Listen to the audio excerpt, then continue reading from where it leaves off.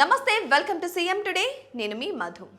రాజకీయాల్లో ఎవరికి వ్యూహాలు వారికి ఉంటాయి, అలానే ఎవరి ఎత్తులు వారివి. ఇప్పుడు ఏపీలోనూ అదే జరుగుతుంది. గత ఎన్నికల్లో 40% ఓటు బ్యాంకును సొంతం చేసుకున్న వైసీపీని ఆ 40%కి దూరం చేయాలన్నది కూటమి పార్టీలైన టీడీపీ, జనసేన వ్యూహం. కానీ 50% తెచ్చుకున్న కూటమి నుంచి కనీసం 20% అయినా దూరం చేస్తే చాలని వైసీపీ ప్రయత్నాలు చేస్తున్నాయి. ఈ పోరాటంలో ఎవరిది పై చేయి, ఎవరిది కిందికి చేయి అనేది ఇప్పుడే మనం చెప్పలేం. ఇకపోతే ఎవరికి వారు వ్యూహాలైతే ఉన్నాయి. వారిలో ప్రధానంగా 2 వ్యూహాలతో కూటమి ముందుకు సాగుతుంటే ఏకపక్షంగా వైసీపీ అడుగులు వేస్తుంది. పెట్టుబడులు, సంక్షేమంతో కూటమి నేతలు ముందుకు వెళ్తున్నారు. దీంతో కూటమి నాయకులు పెట్టుబడులపైన కాకుండా ప్రజలకు ఇస్తున్న సంక్షేమ కార్యక్రమాలపైన దృష్టి పెట్టారు. దీనిని ప్రచారం చేసుకునేందుకు వ్యూహాత్మకంగా అడుగులు వేస్తున్నారు.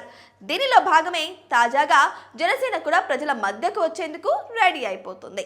ఇక పెట్టుబడుల విషయంలో సీఎం చంద్రబాబు, ఆయన కుమారుడు మంత్రి నారా లోకేష్ కూడా వ్యూహాత్మకంగా అడుగులు వేస్తున్నారు.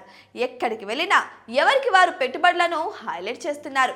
తద్వారా వైసీపీకి పడిన 40%లో 10% అయినా తమపై తిప్పుకోవాలన్నది వారి ఆలోచన.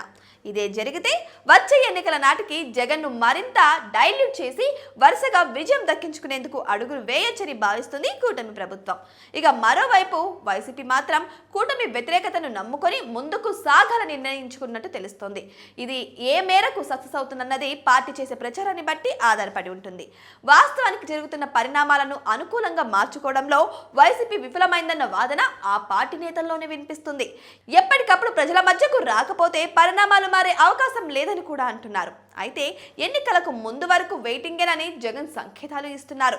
మొత్తంగా చూస్తే 10 నుంచి 20% ఓటు బ్యాంకు చుట్టూనే కూటమి వర్సెస్ వైసీపీ రాజకీయాలు సాగనున్నాయనేది ఇప్పుడు స్పష్టంగా తెలుస్తోంది. మరి మీరేమనుకుంటున్నారు ఈ వీడియో గురించి? కామెంట్ బాక్స్లో కామెంట్ చేయండి.